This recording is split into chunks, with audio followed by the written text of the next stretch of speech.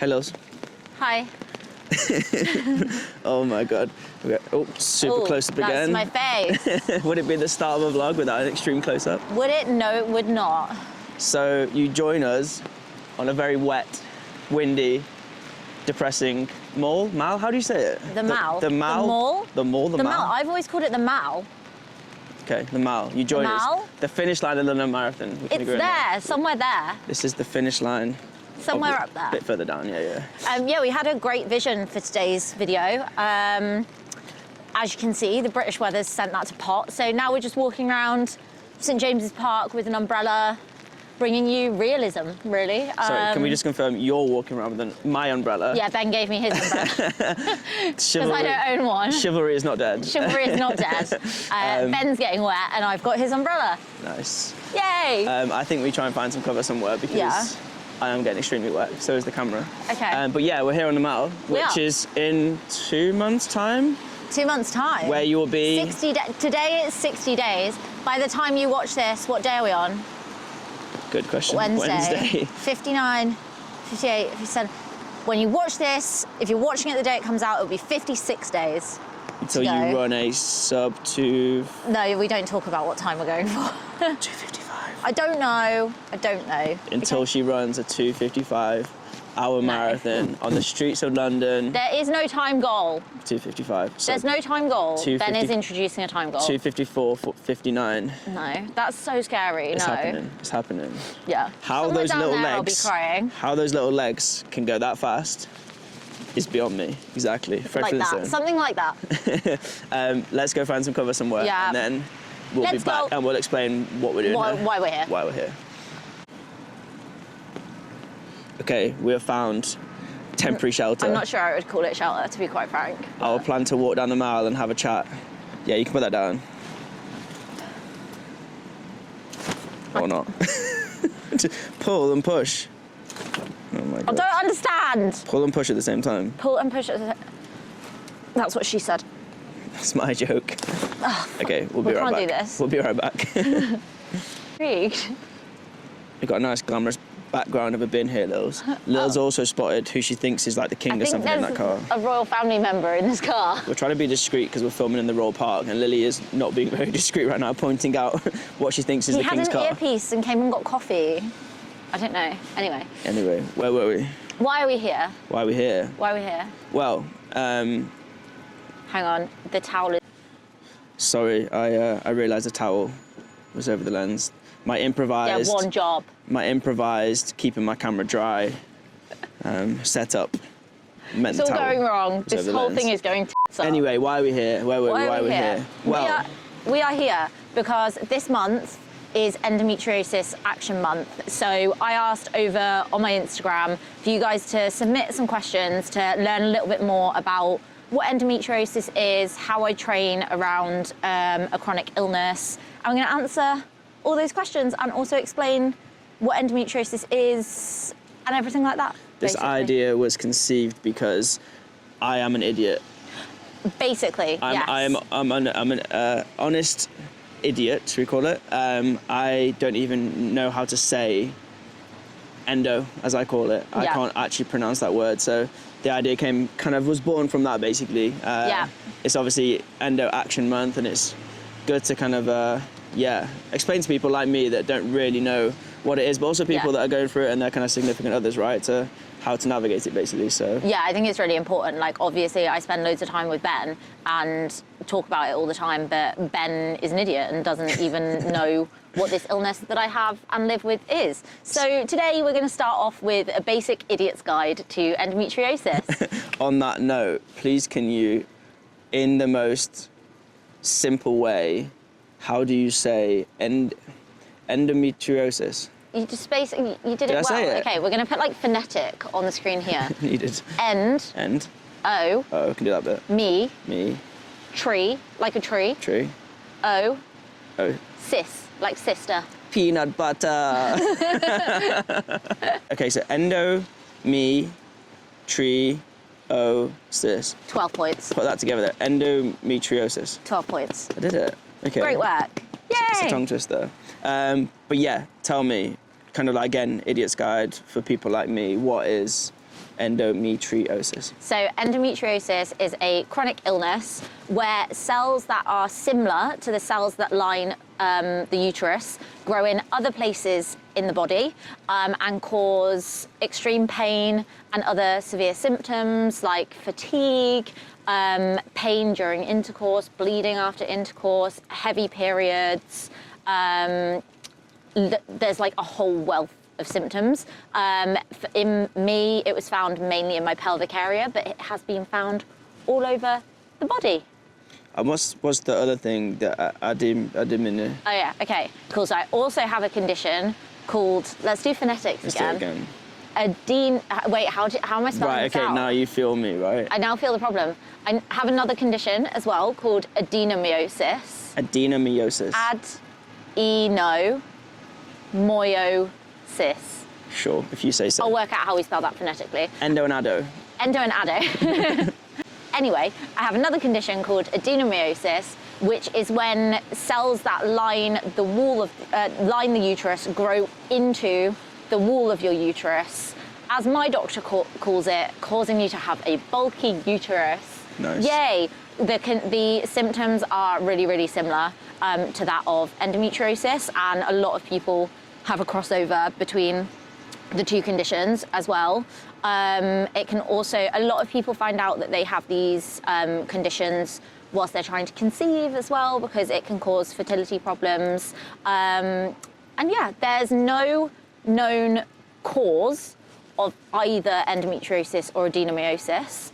For adenomyosis, there is a cure, which would be a hysterectomy, removal of the womb, because it grows into the wall of the womb.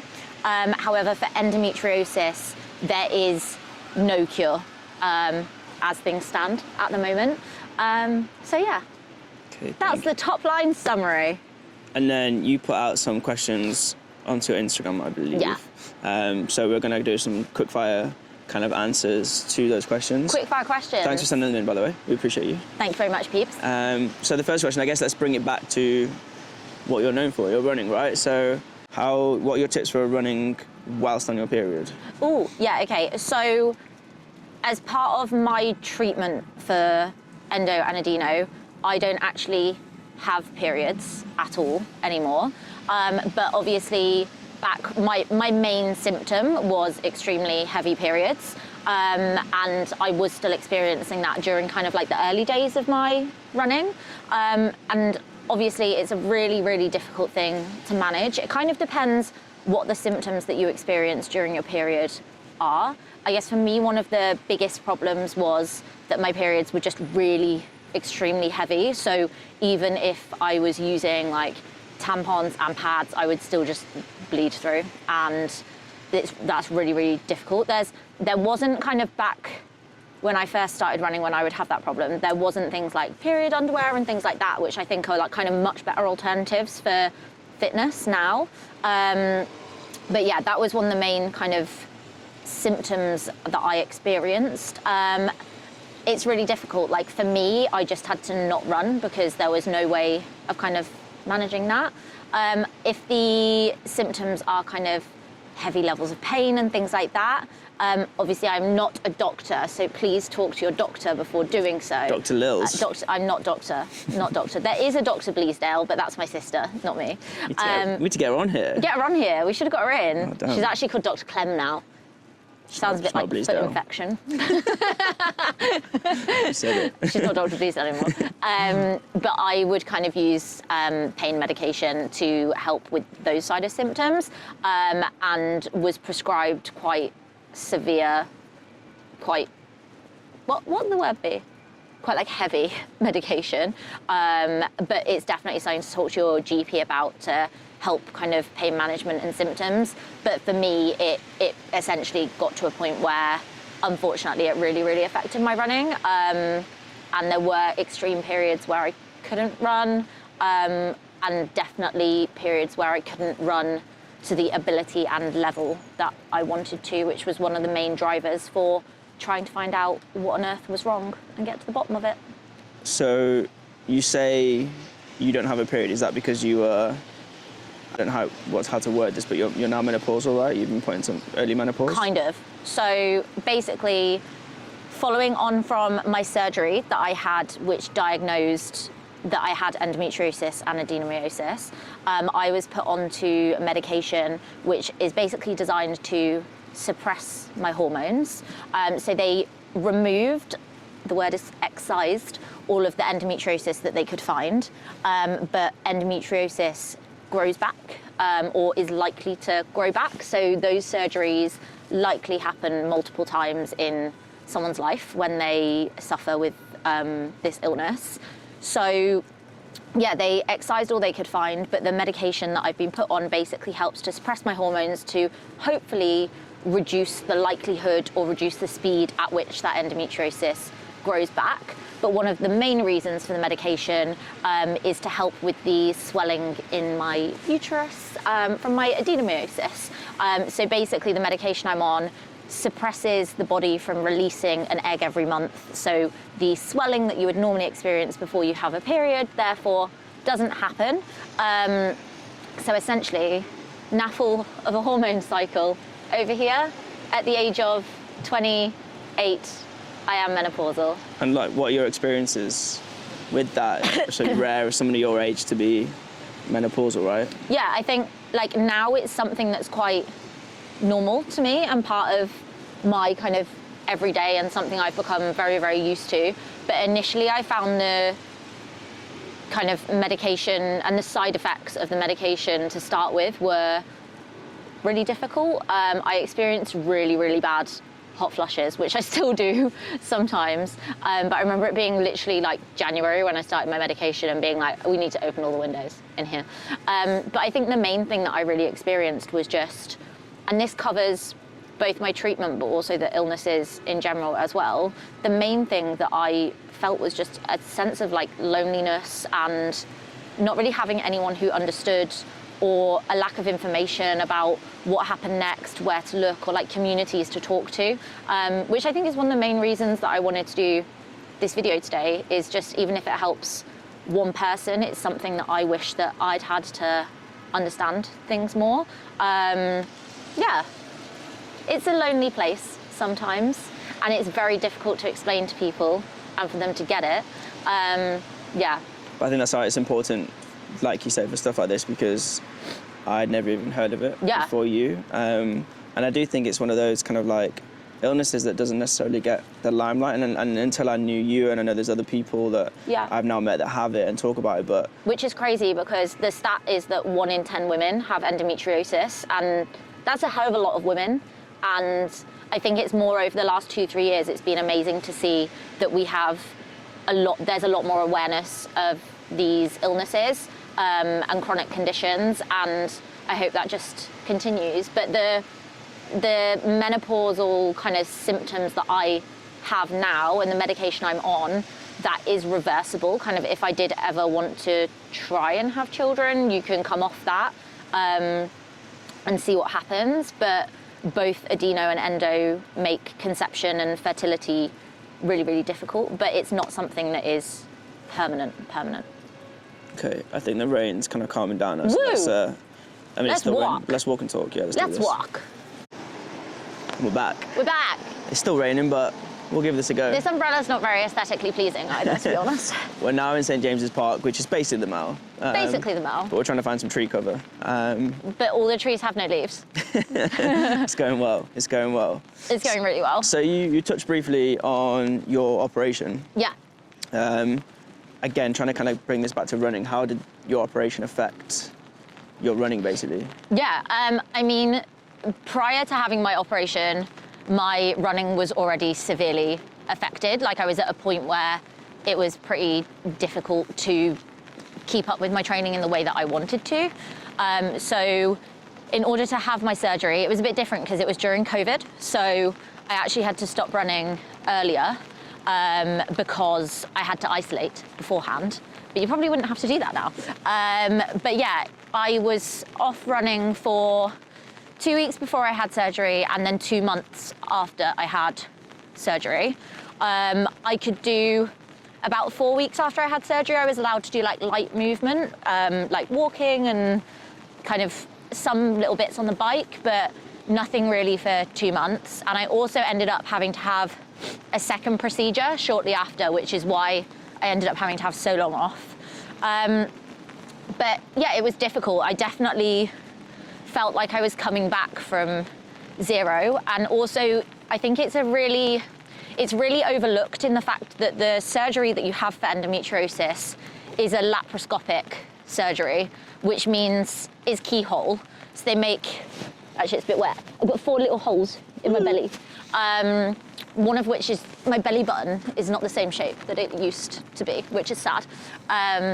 But even though it's laparoscopic and it's keyhole, it's still like a difficult recovery from it. I think it's really overlooked that because it seems like a simple surgery from the outside, that people expect that they'll be back up on their feet within a week or so. And I was really lucky as well to experience a doctor who wanted to be really careful and also really understood that running was a huge, huge part of my life. So we wanted to make sure that I went back to it in a way that was going to be positive and that my body would function for me. So a lot of the initial coming back from surgery was around strength training, getting any level of strength back in my core was really, really important. But I took things really, really gradually. I had surgery in the December. I was back running at the beginning of the February. And then I had a few races in, but I was happy if I did not, like if I had to just run those for fun, I was happy. And the big goal was that I wanted to be stood on the start line of Chicago Marathon, which was in the October. So I basically had 9 months to turn it around. And at the time, I honestly, hand on heart, had no time goals, didn't care. The only thing was that I wanted to stand on the start line, basically. So kind of going through that operation, obviously it must have been quite like a traumatic, I guess, difficult time for you. One question we had, which is a really good one, is how can, whether it be your partner or friends and family, friends, how can they best support you, not only through kind of the operation, but kind of coming out of the operation and kind of moving forward? What's your recommendation? What's your tips? Like, I was really lucky that my family are really medical. My sister's a doctor, my mum's a nurse. So I didn't have to do a lot of explaining to them about kind of what I was going through, but I certainly did to kind of friends and things like that. I think the first thing is that as a partner or a friend is doing your research about these illnesses and trying to understand them yourself. I'll put in down below, I will put some links to some really useful books and resources, which I read myself, but also got people around me to kind of read at the time. And I think that was really helpful. But the other thing is just ask how you can help. Don't be worried about skirting around topics or kind of pussyfooting around things. Just ask. If you've got a question or you don't understand something, just say, could you explain this to me? Or do you know why this is happening, etc. And I think the biggest thing is just being a helping hand. Like, yes, I was back up on my feet within 24, 48 hours, but not in a way that meant that I could, like if I'd been in the house on my own, I would have been screwed. So definitely have help and support on hand for what you need. And yeah, I think also the biggest thing to understand as friend, family, partner is that it is a really lonely illness, and that it's something that just because you've had a surgery or been diagnosed or been put on treatment, it's not cured, it's not gone. It's something that this person has to live with for the rest of their life. And I think that's the hardest thing to get around, is as a person who suffers with it, there is no cause, there's no end in sight. So you know that you will kind of have it for the rest of your life. And it's a really difficult thing to go through. And I, again, really luckily at the time had access to kind of therapy that really helped me digest that, but also just talking to people around you about that really helped as well. Okay, this rain is definitely not letting up, so we're going to find cover again and we'll be right back. More cover. Take 2 of Lily trying to put an umbrella away. She did it. Congrats. I did it. My camera's all fogged up. We're back. We're back again. And we're not fogged up. Yay! And we're out the rain. We're again sheltering by a coffee shop, so... Might get a coffee in a minute. It's very cold as well. It's cold. Okay, so let's kind of get back to, I guess, running again. So, like, your training and your racing, you talked earlier about, like, having kind of, like, flare-ups and stuff, and symptoms. When you have those, like, how do you adapt? Yeah. Whether it be your training or your racing, what do you do? Yeah, 100%. This used to be far more difficult because I used to experience far more flare-ups and far more symptoms than I do now.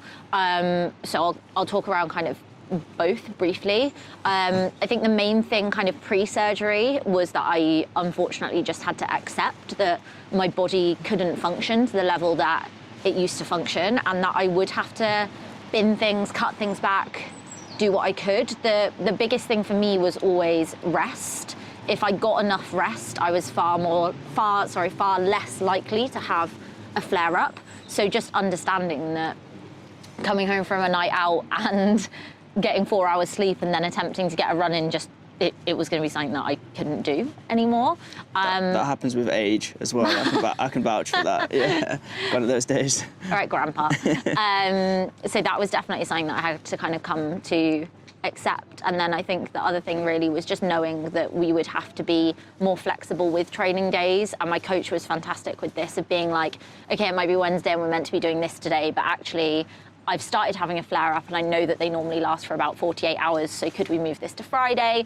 And I actually felt sometimes like easy running really helped me. It actually helped ease off kind of cramps and pains that I would experience. But I really had to turn my brain off from looking at any stats to do with those runs, because I would definitely see that kind of my pace was a lot slower for the effort that I was putting in, or my heart rate was higher. So I really had to come to terms with the fact that, like, I couldn't watch check. I was going to say, how do you mentally prepare for training or racing with a flare-up? Yeah, it's really, really difficult. I remember kind of going into London Marathon in 2021.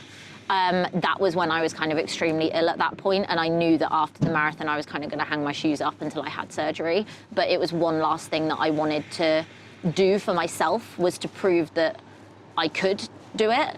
And mentally that race was absolutely horrible. But I think when you face day in, day out, living in excruciating pain, and you kind of, it's so weird because you get used to it. Like, doctors will ask you on a scale of 1 to 10, what's your pain level today? And you'll be like, oh, like a 4. And they'll be like, okay, so like hardly any pain then. You'll be like, no, I'm in agony. Like, your pain scale is very different to that of a regular human.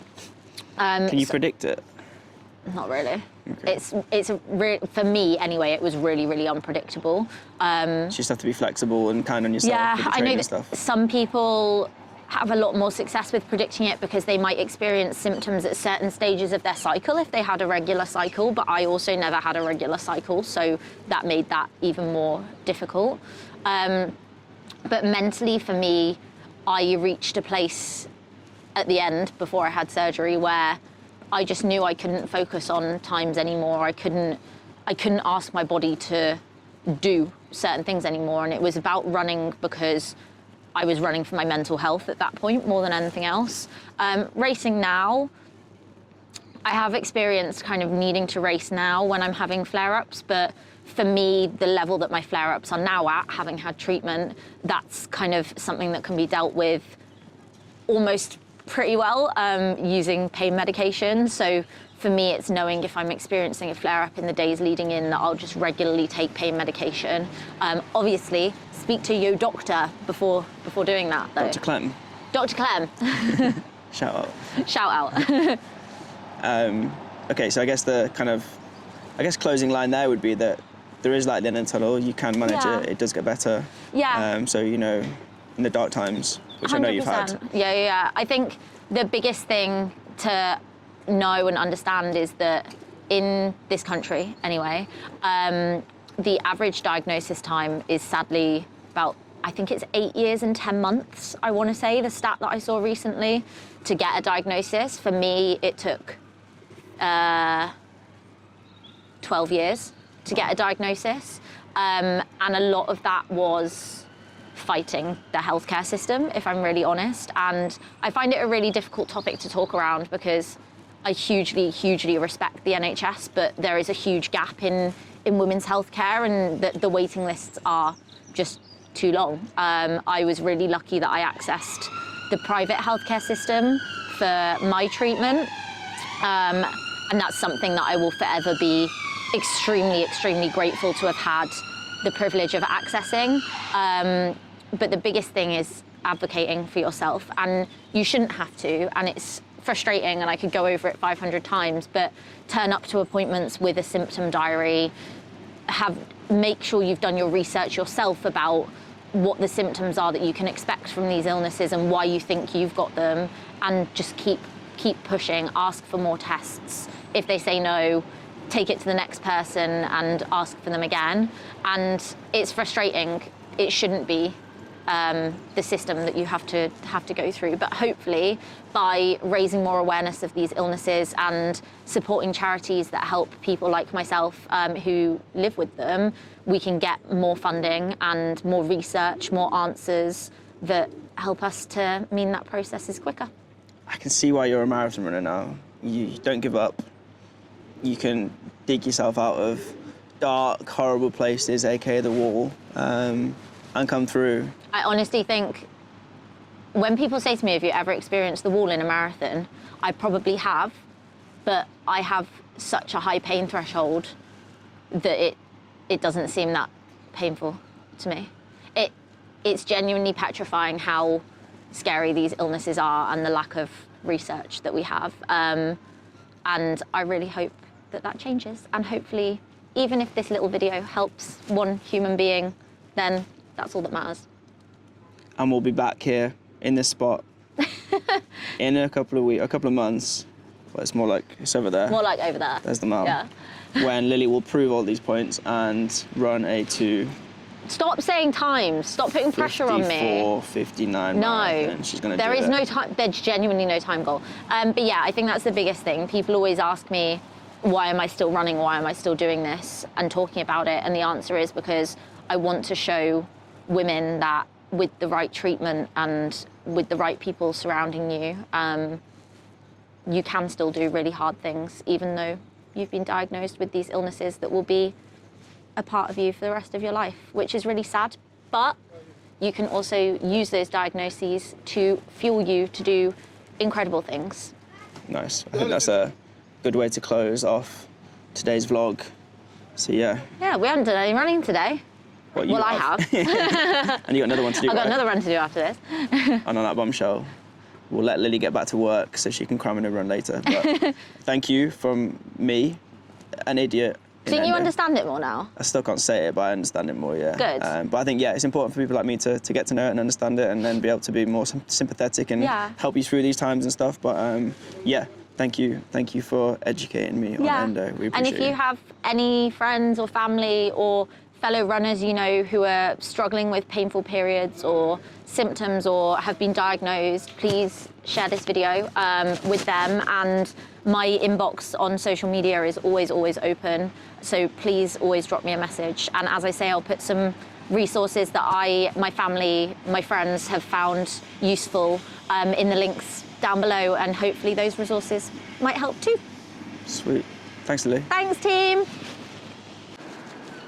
It's stopped raining. It stopped raining. Typical. We've filmed the whole vlog and it has stopped raining. So oh wait, I just got rain on my face. that's more of a drip from the tree. That's not the same. We're back on the mall. There's a really loud police car coming, so we're going to end it here, but bye. Bye.